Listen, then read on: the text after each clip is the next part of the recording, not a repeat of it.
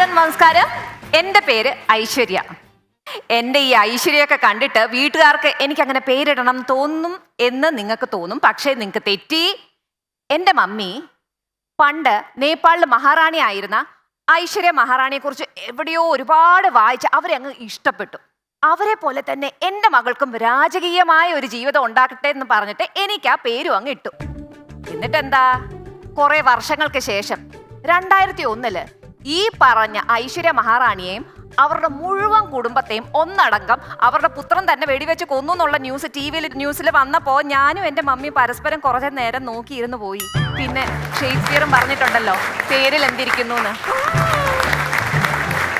അത് എൻ്റെ പേരിന്റെ കഥ. ഇനി എൻ്റെ സ്ഥലം. ഞാൻ പഠിച്ചതും വളർന്നതുമൊക്കെ തിരുവനന്തപുരത്താണ്. കഴിഞ്ഞ കുറച്ച് കൊല്ലങ്ങളായിട്ട് സിംഗപ്പൂരിലാണ്. ഞാൻ അങ്ങനെ വിദേശത്ത് പോകാനുള്ള പൂതി മൂത്തൊന്നും അങ്ങോട്ട് പോയതല്ല. എൻ്റെ ആഗ്രഹം ശരിക്കും ബാംഗ്ലൂരായിരുന്നു. എൻ്റെ കുഞ്ഞമ്മ ഉണ്ടല്ലോ, അവിടെ ആയിരുന്നു താമസം. കുഞ്ഞമ്മ എന്നോട് പറഞ്ഞിട്ടുണ്ട്, അവിടെ ഭയങ്കര എയർ കണ്ടീഷൻ സിറ്റിയാണ്, അതാണ് ഇതാണെന്നൊക്കെ. അയ്യോ, എനിക്കങ്ങ് ഭയങ്കര കൊതിയായിരുന്നു. എനിക്ക് എൻ്റെ ആദ്യത്തെ ജോലി കിട്ടിയതും ബാംഗ്ലൂരായിരുന്നു. ഞാൻ അങ്ങോട്ട് പോയി. എയർ കണ്ടീഷൻ സിറ്റി എന്നൊന്നും എനിക്ക് അറിഞ്ഞുകൂടാ, പക്ഷെ എയറൊക്കെ നല്ല കണ്ടീഷനിലായിരുന്നു. എൻ്റെ ജോലിയുടെ ആദ്യത്തെ ദിവസം ഞാൻ തലയിലൊക്കെ നല്ലപോലെ എണ്ണ തേച്ച് നല്ലൊരു മലയാളി പെൺകുട്ടിയായിട്ട് ജോലിക്ക് പോയി. തിരിച്ച് റൂമിലെത്തിയപ്പോൾ ആ ബാംഗ്ലൂർ മുഴുവൻ എൻ്റെ തലയിലുണ്ടായിരുന്നു.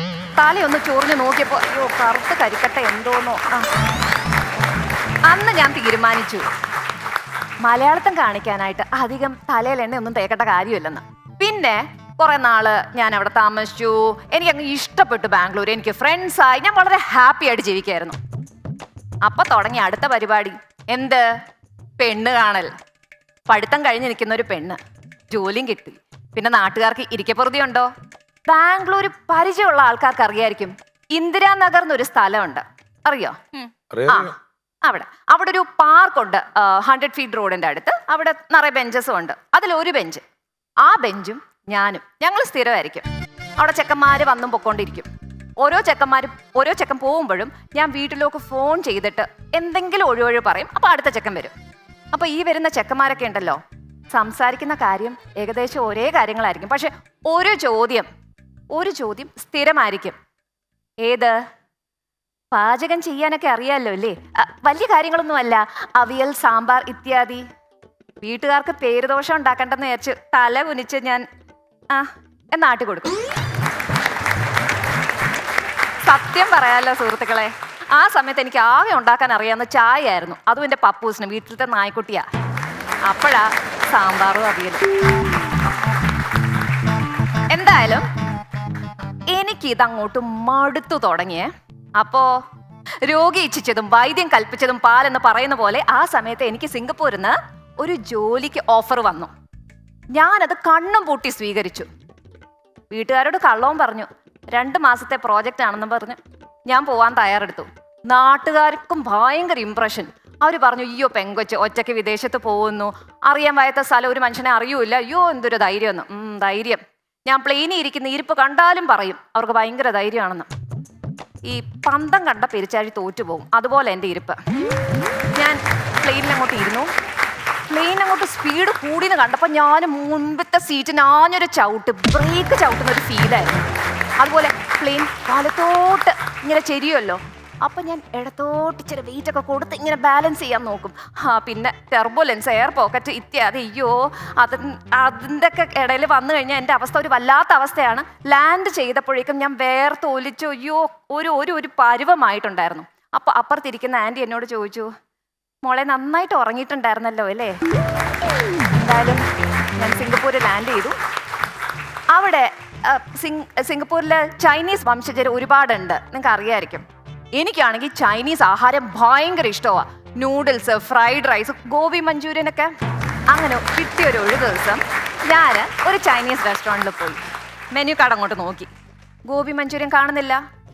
ഞാൻ ആ വെയിറ്റർ ചെക്കനെ മാടി വിളിച്ചു. അവൻ വന്നു.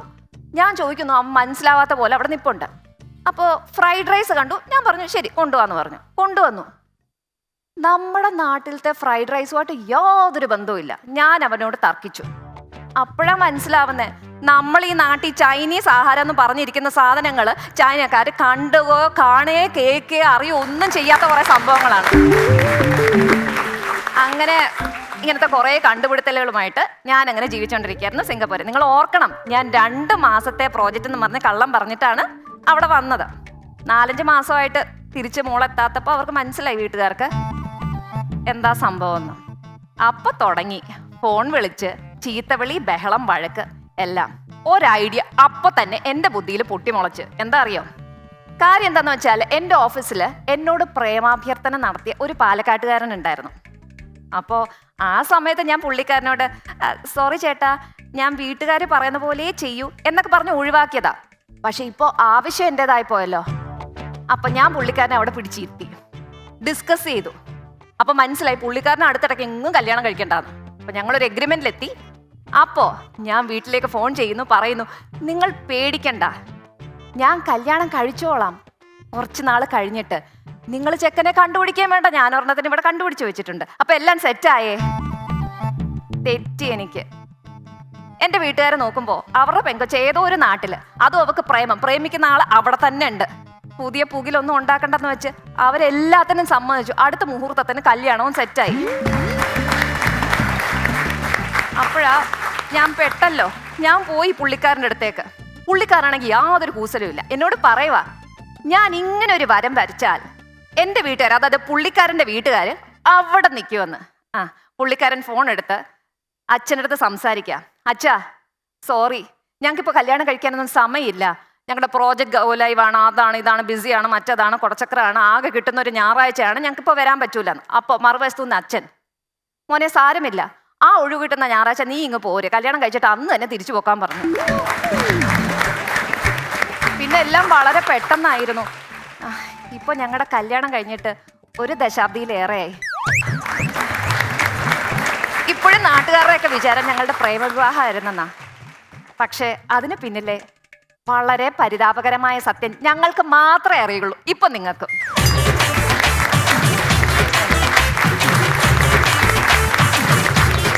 Once upon a time, once